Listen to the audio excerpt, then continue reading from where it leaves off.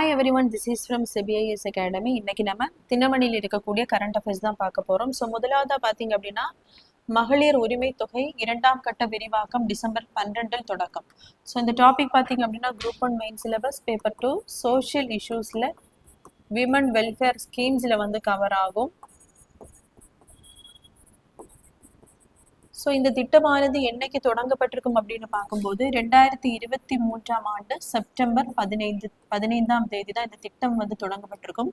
எதற்காக இந்த திட்டமானது செப்டம்பர் 15 தொடங்கப்பட்டிருக்கு அப்படின்னு பார்க்கும்போது CN அண்ணாதுரை அவர்களின் பிறந்த நாளை முன்னிட்டு தான் இந்த திட்டமானது அன்று தொடங்கப்பட்டிருக்கும். ஸோ எங்க தொடங்கப்பட்டிருக்கும் அப்படின்னு பார்க்கும்போது காஞ்சிபுரத்துல தான் தொடங்கப்பட்டிருக்கும். ஸோ காஞ்சிபுரம் அப்படிங்கிறது அண்ணாதுரை அவர்கள் பிறந்த இடம்.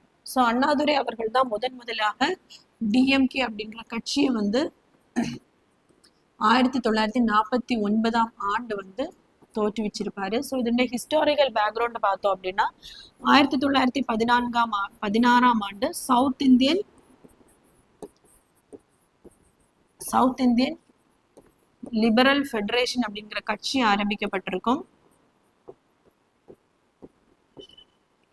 ஸோ எதற்காகனா அந்த டைம்ல பார்த்தீங்கன்னா பிராமணர்களுக்கு தான் அதிக அளவில் வேலையிலையும் சரி எஜுகேஷன்லையும் சரி முக்கியத்துவம் வந்து கொடுத்துருப்பாங்க. திராவிடர்கள் வந்து நிறைய வேலை வாய்ப்புகள் அதே மாதிரி எஜுகேஷன்ல அவர்களுடைய அந்த நிலையை வந்து அடைந்திருக்காமல் இருந்திருப்பார்கள். ஸோ அதற்காக தொடங்கப்பட்ட ஒரு இயக்கம் தான் இந்த south Indian liberal federation. So இது யார் இதை தோற்றுவிச்சிருப்பா அப்படின்னு பார்க்கும்போது TM நாயர்,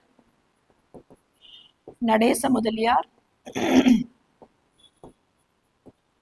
முதலியார், தியாகராய செட்டி.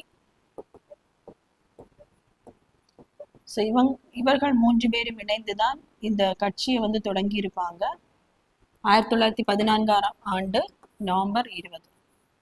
ஸோ இது பார்த்தீங்க அப்படின்னா இந்த கட்சி வந்து மக்களிடம் அந்த விழிப்புணர்வை வந்து ஏற்படுத்துவதற்காக பிராமணர்களுக்கு தான் அதிகமான அந்த எல்லாமே முன்னுரிமை கொடுக்கப்படுகிறது அப்படிங்கிறத மக்களுக்கு வந்து விழிப்புணர்வை கொடுக்கணும் அப்படிங்கிற காரணத்திற்காக இவங்க வந்து பத்திரிகைகளை வந்து வெளியிட ஆரம்பிக்கிறாங்க. அப்படி வெளியிட்ட பத்திரிகை தான் முதலாவதா பாத்தீங்கன்னா ஜஸ்டிஸ். இது ஆங்கிலத்துல வந்து வெளியிடப்பட்டிருக்கும்.